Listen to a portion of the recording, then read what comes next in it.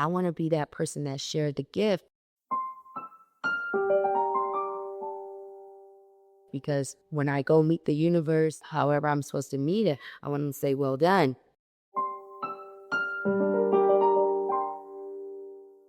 You did exactly what you were supposed to do with that gift I gave you.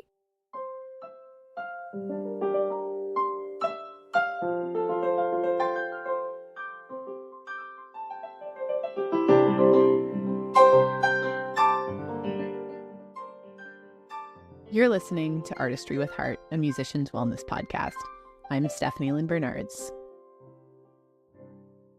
On today's episode, we're joined by Miko Marks, a powerful voice at country and roots music whose sounds blend Americana, blues, gospel, and Southern rock.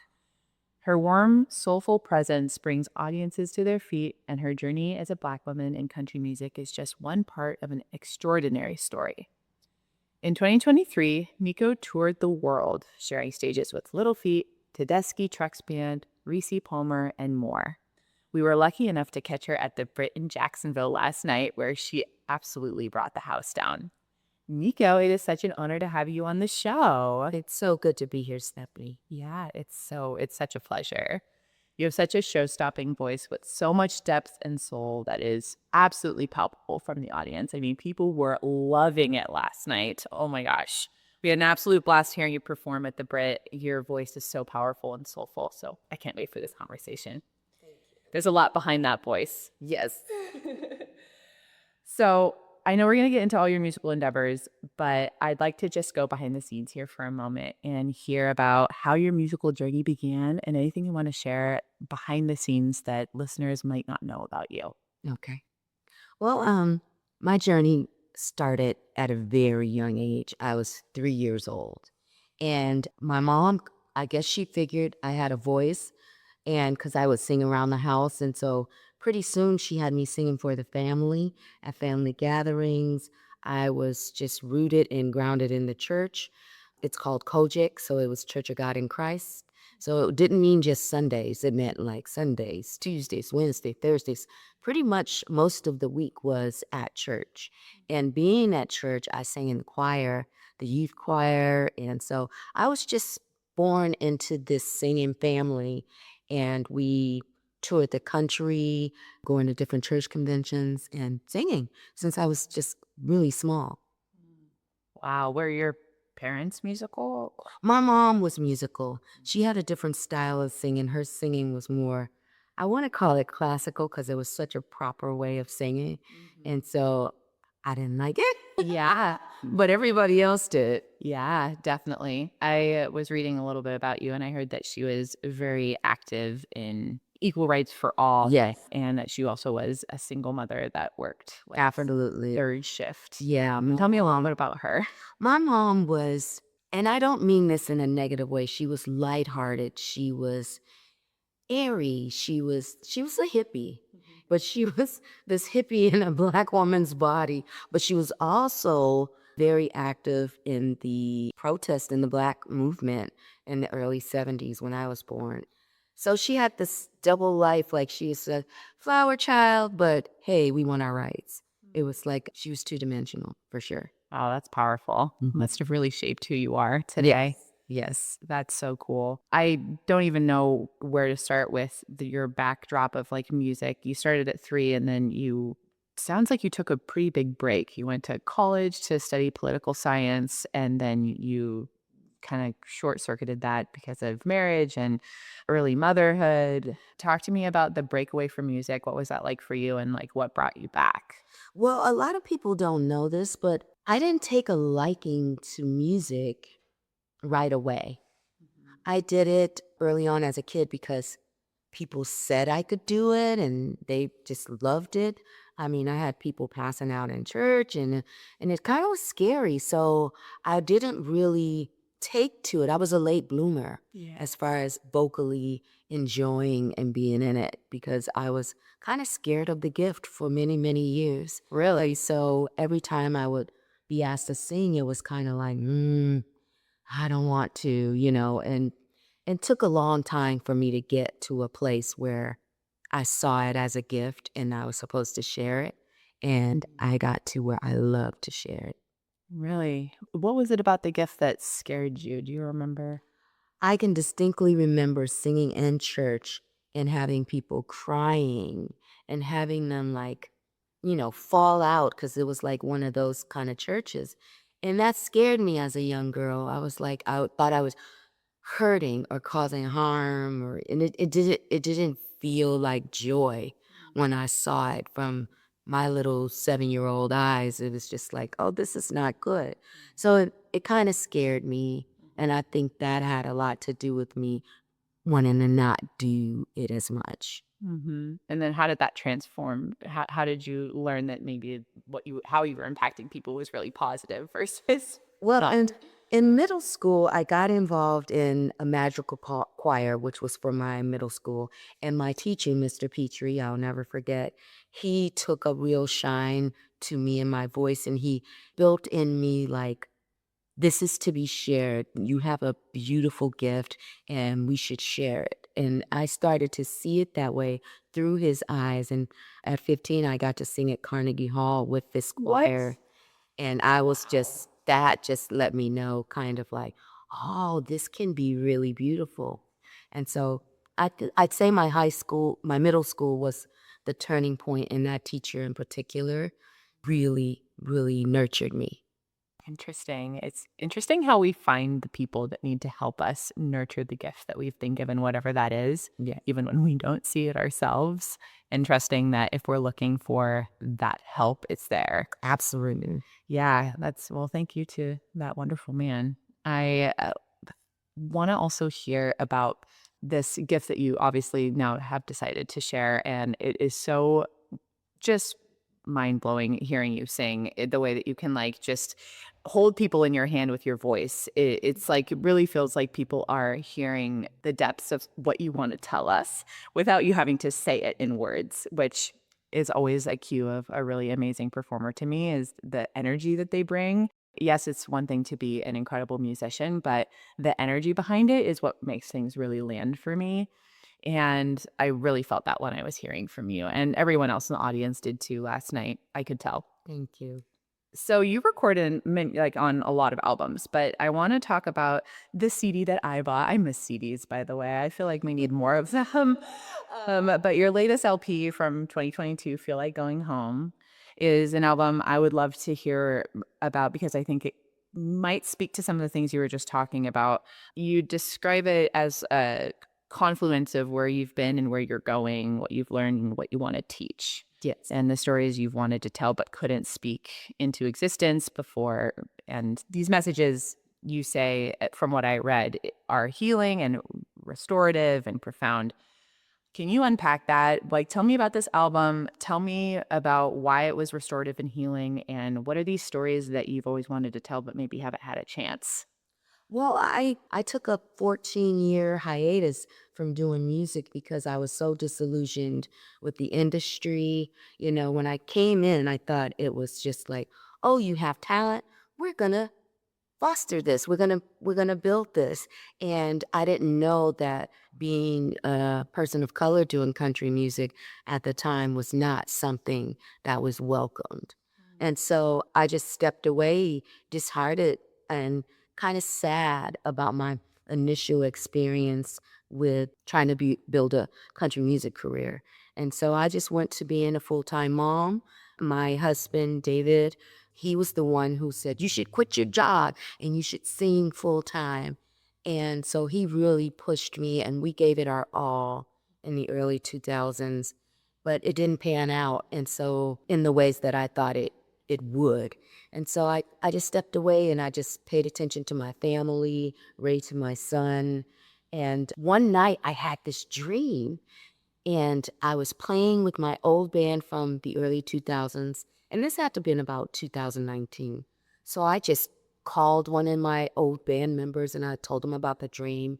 And then Justin Phipps, just so happened to be like, "Well, I started a label and I have a song called Goodnight America. I want to send it to you and you let me know if you want to do it." Well, I heard Goodnight America. We were living in some uncertain times at the time, and Goodnight America spoke to America's history, and it's like a lullaby to put the negative, disheartening things, acknowledge them, and put them to bed. And so I heard the song and I just cried. And I did the song, and he was like, "Want to do another one?"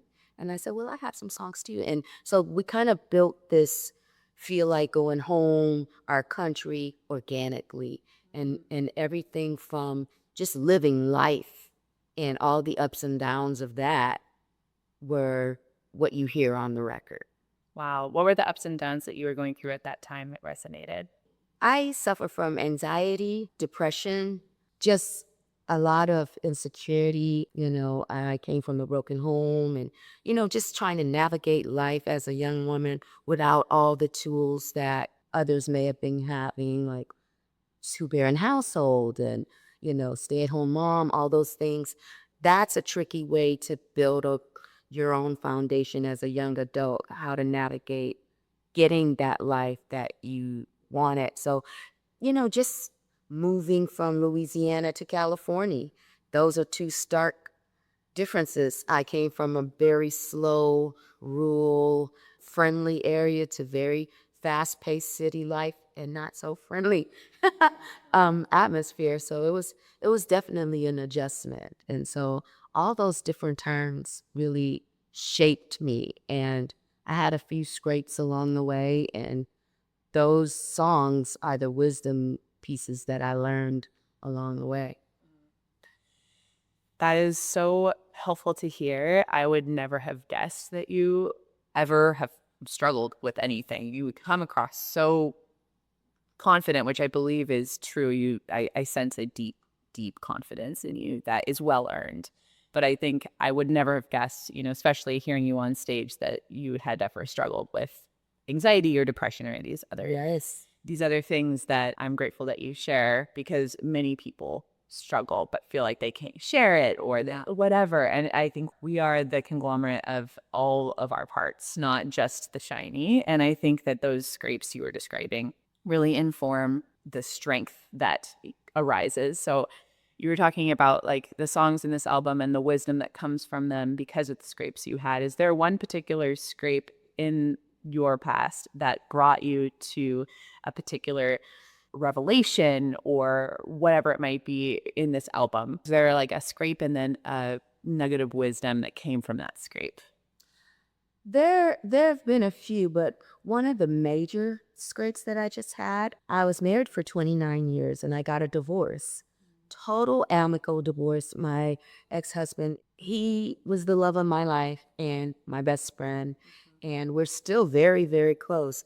But as life goes on, our lives kind of went in different directions. I wanted to pursue music. He wanted to retire, move to Hawaii, and just sail off into the sunset. Well, I couldn't abandon my music career, so I had a choice to make. And one of those scrapes was, letting my marriage go and pursuing my dream and, leaving it up to the universe for how that all unfold. And it's unfolding quite nicely. I think I made the right choice. And I'm so grateful to still have a really good relationship and have the support and have them still in my life. Absolutely. Yeah. It's interesting when you know those choices are right because it's supported by the energy of the universe, or however you want to describe it. Absolutely. And the good vibes as you're describing as well. I mean, there's so much to be said for how things feel in our bodies. Thank you for sharing that. I do think that it's the falls that we've had that show us how strong we are, and the injuries that we have, however they manifest in our life, we do have a choice to have them make us stronger. And I love hearing that. So you talked earlier a little bit about this, and I want to come back. You talked about how music is a source of freedom and liberation for you. And at the same time, you've spoken honestly about the uphill battles in the industry. And I'd love to hear more about those uphill battles and ask, what has it meant to navigate country music as a Black woman? And how has this informed your artistry and your experience? Is it the same as it was in the beginning? Is it different now? Have times changed? Are you feeling like things have made progress? Can you just explain to our listeners what your experience has been so we can understand? I have to say early on, is very daunting and very I was just smacked with the reality of, there are certain gatekeepers in the music industry. You can be so good. There's so much talent out in the world. We're seeing that through social media, which is what we didn't have when I started. I'd say that's a plus. That's how things have changed. We're getting to be exposed to more talent that maybe we wouldn't have known existed. Like, I've come across so many talented young females, people of color that are in country music that are really talented. Raina Roberts, Brittany Spencer, Mickey Guyton, Reese Palmer. I mean, there's just a plethora of people that are just really talented that I wouldn't have known about. So I'd say that today's navigation is a little easier than it was, and the fact that we could take ownership as independent artists is empowering, and it gives me hope. And I'm pleased with the direction things are going. Maybe they're not moving fast enough, but I am pleased with what I'm seeing. Mm-hmm. Absolutely. Yeah. And I think I read this that you were so grateful to your mom and your grandmother and like for everything that they had to endure so that you can be a part of the progress that's now happening. I think there was a song that you sang last night that was about ancestry or ancestors calling on Yes. them. And I want to go down that route just a little bit to Yes. hear what that means to you. That is so important to me. I have been shielded my whole life, and I know for a fact as my ancestors looking out for me, covering me, guiding me, leading me. I can feel the presence of my grandma, of my mom, of my dad, all those people in my life that wanted to see me go far or they wanted to see me do well. I can see them just moving me along where I need to be. So I trust a lot in how I feel, my intuition, my discernment. I trust a lot of that because it was given to me. And the fact that my mom and my grandma exposed me to all kinds of music really gives that's what you hear. You hear elements of blues, jazz, gospel, R&B. You hear elements of my entire experience in this world. So it can't really be put in a box because I'm drawing on different places just naturally, not without trying at all. That's amazing. I am really fascinated with ancestry and like generational just growth and trauma and different ways that we Yes. can kind of tap into our ancestry. And I think we are the conglomerate of what's come before. And I believe lots gets passed down to us for better and for worse. And Yes. do you feel like there's anything about your ancestry or your generational past that you are healing? And then what particular strengths do you think that your ancestry or your generational lineage has given you? I'm pretty sure they've given me lightheartedness. I'm very open. I'm very unguarded. I tend to live life on life's terms, but the trauma is there as well. I grew up in a family of celebrating people. She always say I had a lot of alcoholism in my family, and I didn't know what that was until I went through it myself.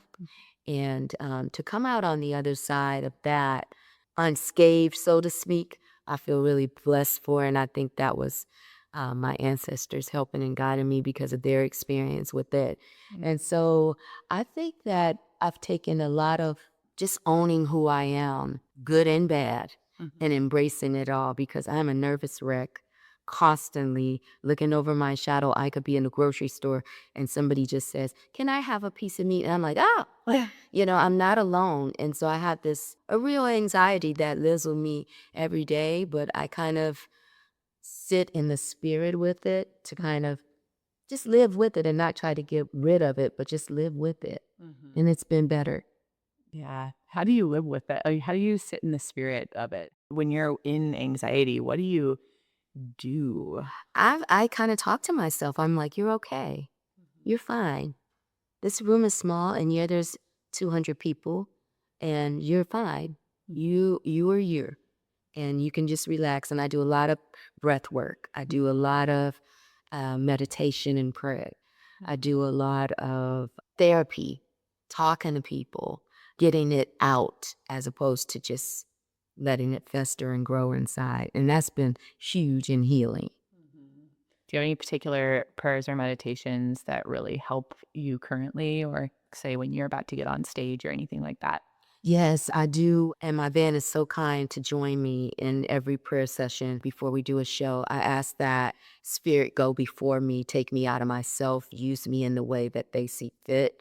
I also ask to be a vessel. I want to just have the spirit work through me and come out and not me be in self whenever I perform. I try to just be an open vessel for whatever people need to hear. They get that.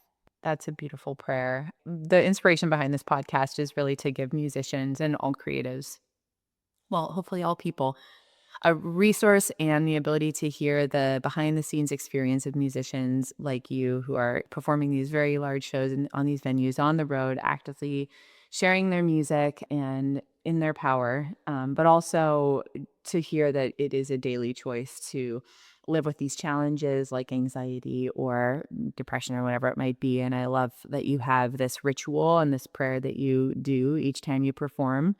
I'm, primarily a jazz and classical pianist, and I recently started singing and writing my own music, which is wonderful. And I've always had, I'm also a pretty anxious person and have also struggled with depression and different variations of the thing. And I also feel very compelled to perform and share my music, but I feel like the thing that kind of gets in my way is this fear and this anxiety. So I want to give other people the resources of people like you to hear what you do. So thank you for sharing that. And I would like to also hear more about this like inner critic that we kind of face. If that is a part of your story, how do you move through it? I also think it's important just to address that, like, no matter what level musicians are or what genre, it seems like this is kind of present for all creatives. This kind of thorn in our side that keeps us from self actualizing for many folks. And I'll just speak for myself. I feel like it's kind of that voice inside of my head. It can be so loud. But I also feel like I have something so special I want to share, and it can feel so frustrating to have that clash. Yes. Can you say a little more about what you do to work through performance anxiety before you're about to go on stage? You shared a little bit about it before, but like, say, like last night, to kind of talk us through your routine and talk us about like that internal dialogue. For me, the inner critic never goes away. It is always there. Now, over the years of performing, it's been like 20 years for me. It has subsided, but it's there at every show. Every show, I'm nervous, I'm anxious, as if I'd never done it before.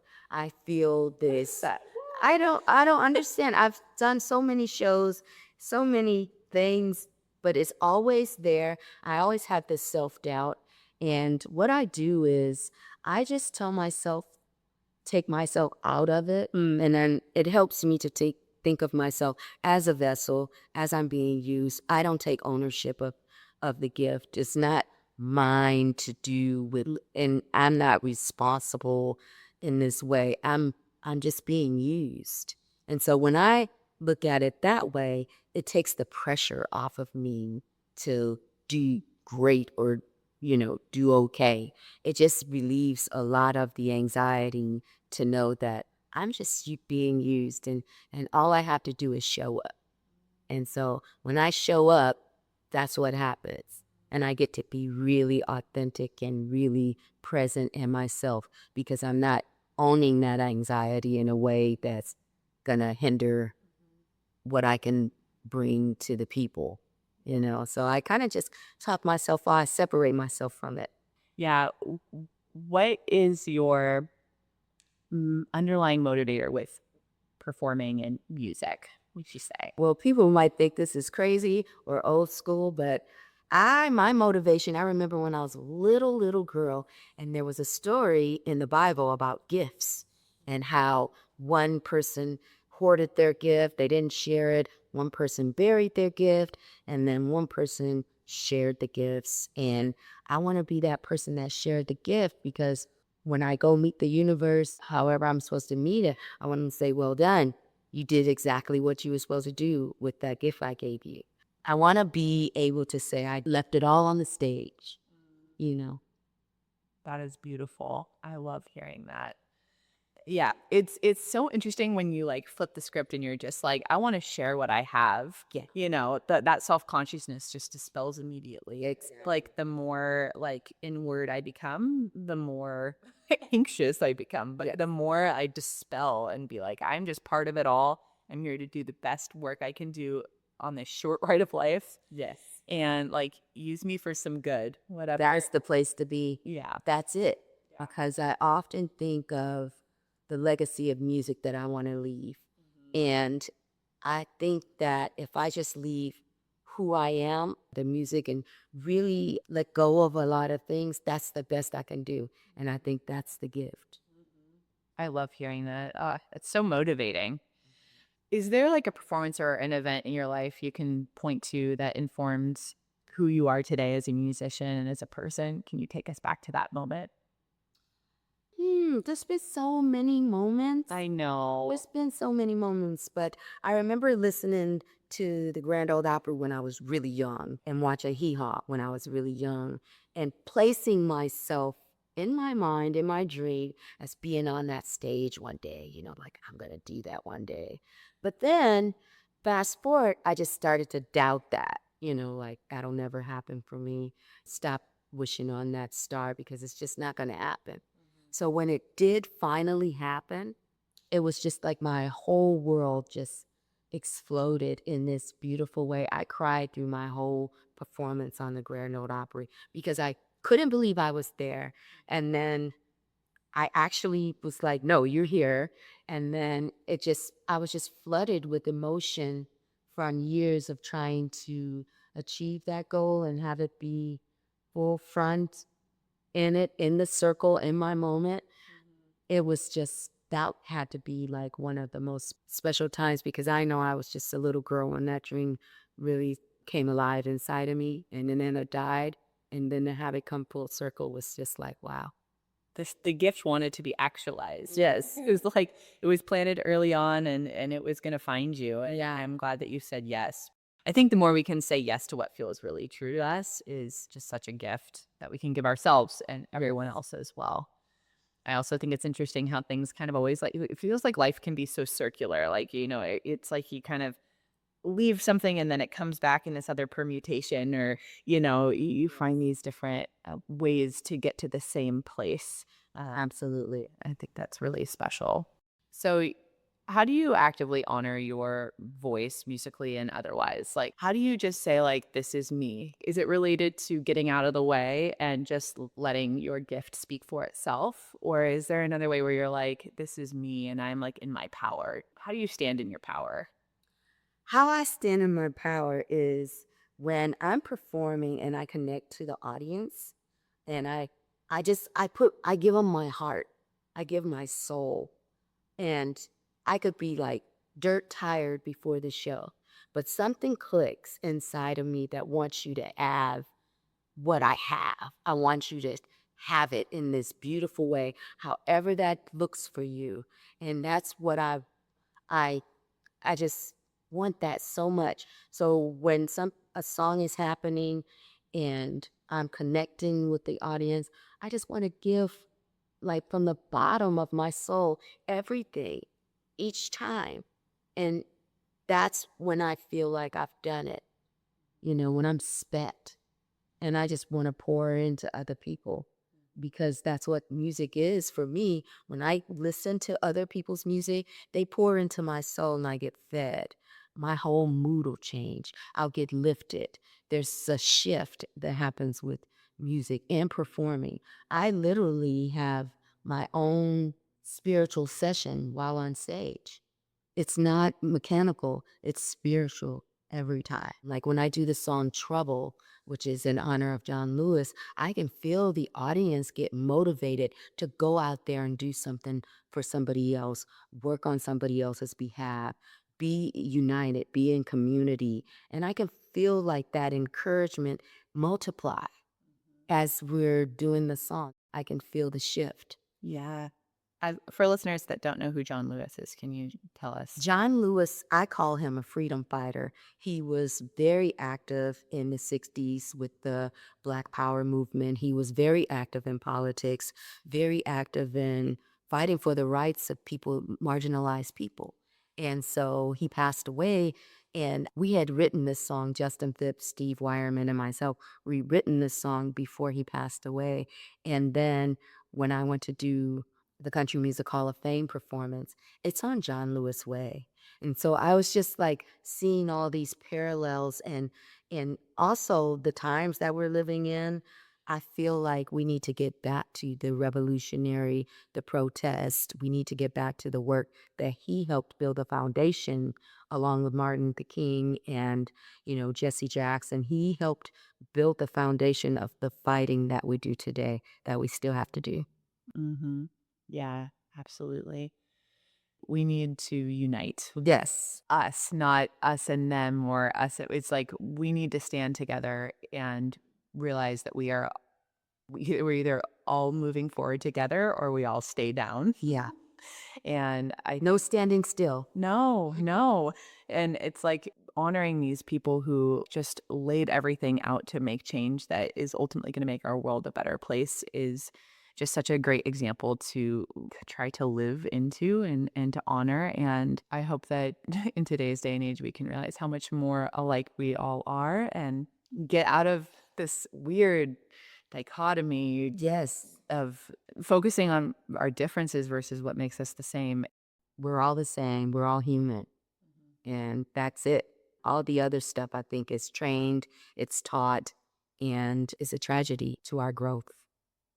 Amen. Amen. And music is one way that we can really do some deep healing. And I love hearing that, like, when you're on stage and you're singing Trouble, like you access John Lewis and his Yes. message and his story. And I think it's just another way that you're honoring your gift. But the gift is serving a higher purpose. Absolutely. And it gets to move through you, which is such an honor. But you get to see, like, first that you are making the change through music because you are showing up and letting that message move through you. That's really, really powerful to hear. You chose to share an absolutely stunning piece, Lay Your Burdens Down, as the piece that listeners will get to hear in its entirety at the end of this episode. And I would love to hear the inspiration behind this piece and what it means to you. Well, Lay Your Burdens Down was written during COVID. Okay. And so I feel like I personally was carrying a lot of weight. I let the uncertainty, fester in my brain. I felt unsure about where we were going as a country, how we were going to recover from these things.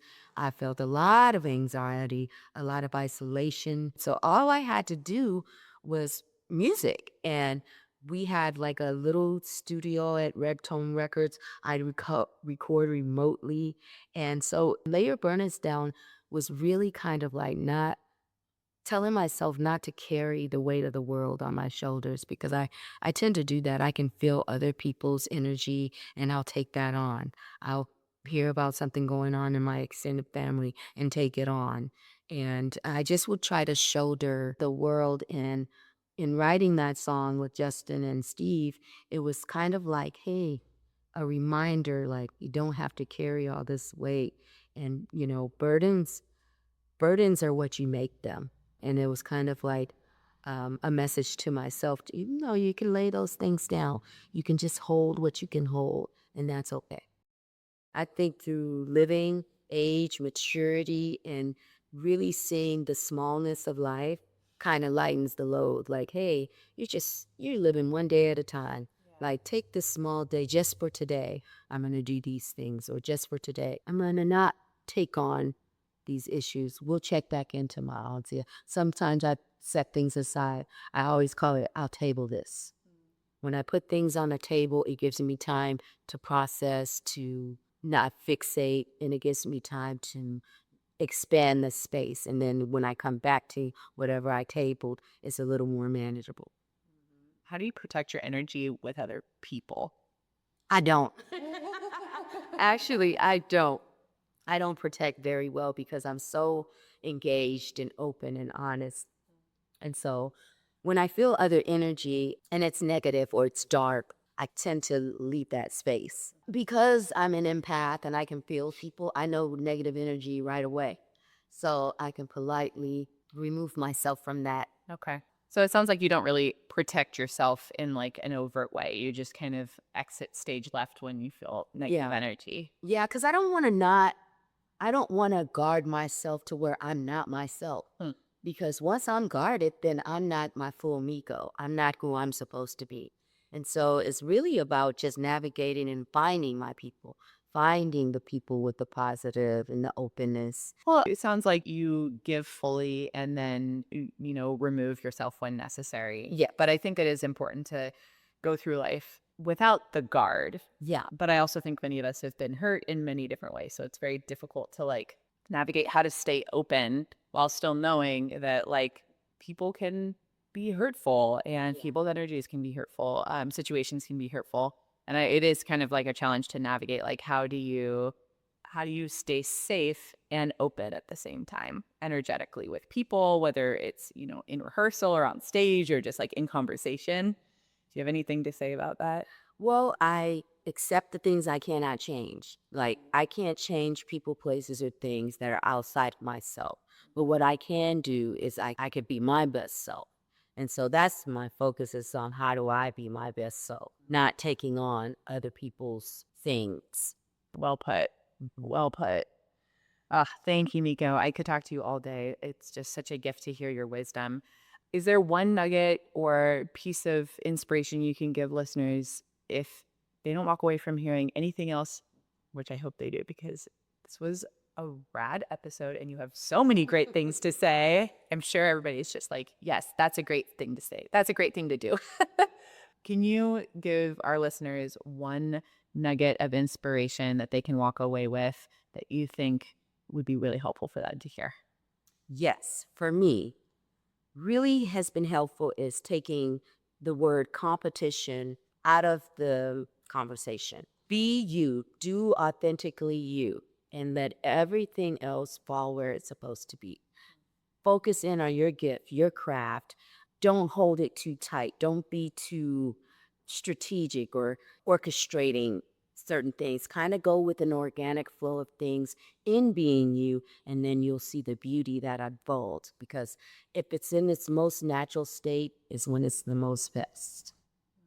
And is that how it happened for you? Yeah, I took away, oh, she sings better, or he plays this instrument better, or wait, she's further along than I am. No, I'm where I'm supposed to be. I'm doing what I'm supposed to do, and I have my own path and gift. And so that's who I stay on. And when I see other artists, yeah, she sounds amazing. Yeah, she sounds better than me. Oh, I want to go to her concert. I want to support this. I love this. There's so many. Oh, we're so lucky to be blessed with all these different gifts that other people had, and I got mine. I love that so much. Yes. Yeah. Yeah, because I mean, like, I am gonna be real. I feel like there's that other like thing in my head where like if I'm not in my own power, then I feel threatened by other people's gifts, Yes. like in a real way, which is like when I'm a devolved state of self, I'm like, I don't want to, like, if they're a really good musician, like, I don't want to go hear them because I feel so bad about myself, And I'm just being totally frank because, these are the conversations that keep me on the right side of my mind. And I think also it's like, I'm speaking honestly because I know a lot of other people do it and I'm just being the microphone for it. But it just feels so bad. It feels so bad to do that, to like, feel like insecure about somebody else's gift because you're not honoring your own. And I think we all kind of do that because we think we're supposed to be someone else when really we're supposed to be spending our time being us and like sort of evolving with the gift that we've been given. Like we're not supposed to sound like anyone else. We're not supposed to be doing, if we were, we would be them. Right. Like we're living our lives. Like it's like we need to claim our power and our special, unique musical gifts that make us uniquely us. Absolutely. I feel like it also happens when I'm not actively honoring my own creativity and my own voice and having my own back is when that kind of competitive sort of feeling comes up for me. So I think it's just like really good to hear that it's like I have my own gift, you have your own gift. Yeah. And going and hearing somebody else's gift is it's inspiring. Yeah. To see people in their power is motivating and empowering, to see people up there doing their thing and doing it well and being in their power and being confident, like gives me permission to do the same thing. Absolutely. And if you can like be like, they're doing it, I can do it, but like the way I should do it, not the way someone else is doing it. Right. I just came off of a show with these powerful, I think it's the only show in my entire life that I've done where everyone was just top tier. You know, I consider myself the run of the bunch, but these women, it was Danielle Ponder and Liz Wright, two powerhouses in the industry. And first of all, I fangirled out because I don't have that competition thing in my mind like I did when I was younger. I just fangirled out and I let them pour into my cup and they encouraged me to raise the bar. They lifted me to where I wanted to be my best. And so that was just like an experience that I'll never forget because I did better than I probably did because they were so great. Yeah. And so I was like, oh, I gotta raise the bar here. Yeah, it was fun to be challenged in that way, but not in a negative. It was a positive, Yes. positive experience. And I felt really blessed to be alongside them because it was just like it was a lot. It was really beautiful and really fulfilling. Yeah. And I'm glad I'm on that side of things. Ugh, I love that. I love the idea of like fangirling out and just being like, you are so amazing. Like, and you're going to make me elevate my craft. And I think like kind of going back to the ancestral healing, blah, blah. I think there's a lot of work to be done on the maternal line of my ancestry. Lots of just devolved feminine power, I think, in some ways, where it's like was raised in many ways to be afraid of the competition of other women in these different ways. And I think our culture can perpetuate that in some ways. But I think when you flip the script and realize, okay, that was a conditioning of mine. Yeah. Like when I actually appreciate another powerful woman and her being in her power, I all of a sudden feel so much more powerful in my own womanhood and femininity. And I just feel like I'm helping that feminine energy get stronger and more powerful versus I need to be as good as her or as pretty as her or like all these kind of like crazy ass thoughts that like I completely think we're trained into. We're definitely trained. Definitely. But it's like when you can flip that script and be like, that performer is in her power and like that makes me in my power, and that is a powerful place because then I'm like I can just be in my fullness and it's just it's just an immediate flip, right, that you can make. So anyway, I think I appreciate that you went there with me because I think that we, especially like as women performers, regardless of what genre, just like being in our power and also like appreciating deeply other women in their power. Absolutely. It's the greatest gift. It's a burden laid down that you don't have to carry anymore. I mentioned Reese Palmer earlier. She and I started out at the same time, and I was at the age where I was like, oh no, she's my competition. But then somewhere along the way, I was like celebrating her. I believe she got an Opry debut years before I did. And so I sent her flowers. I didn't know this woman, but I was so happy to see a Black woman on that stage. It had been, I don't know, since 1960s, since there was one. And she did it in the early 2000s. And I was so proud of her. And so I sent her flowers, and she didn't know me.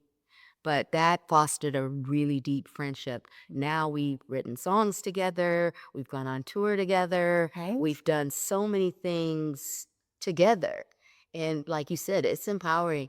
And I love to see her just elevate and shine and grow. And it's a beautiful place to be. And I love to do that for all other women that I see doing great things. I'm like, more power to you because that power, that builds us all.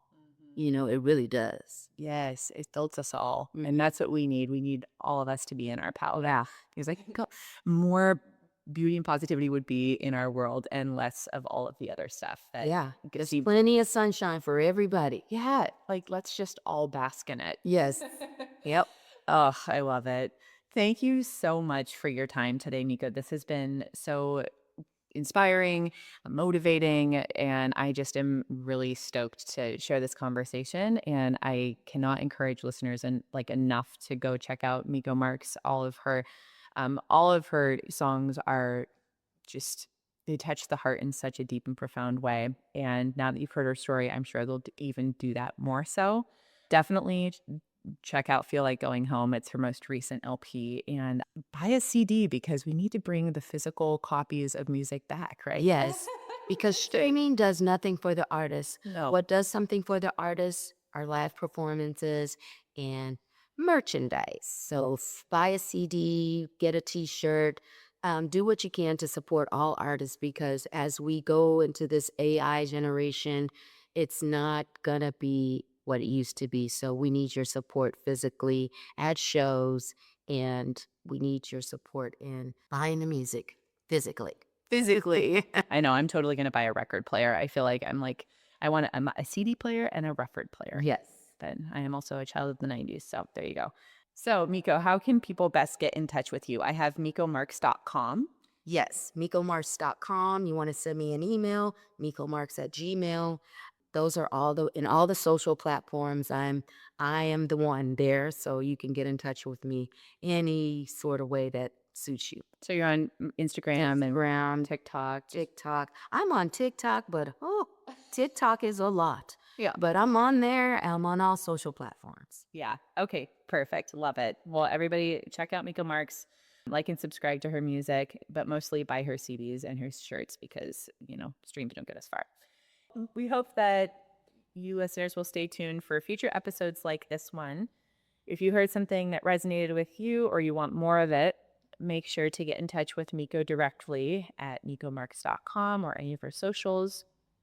Also, you're invited to join Artistry with Heart on Patreon, which will give you all kinds of different resources for your personal creativity and musicianship. One of which will be a journal prompt directly inspired by the conversation that I had with Miko today to help you go deeper with your own personal artistry, which is why I hope that you're here today. Well, that's all for now. Until next time, be you and stay inspired. And now the full version of Lay Your Burdens Down.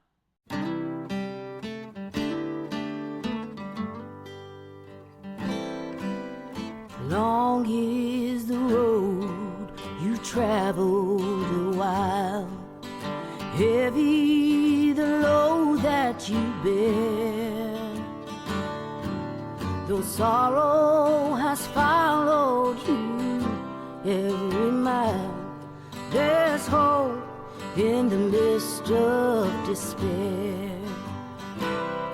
For the angels are lifting your head to the sky, where trouble and heartache shall cease, and you'll get a taste of that sweet by and by. Here and now you will find your release. You can lay your burdens down. In the spirit there's rest for your soul. When the waves of the storm rage all around, peace like a river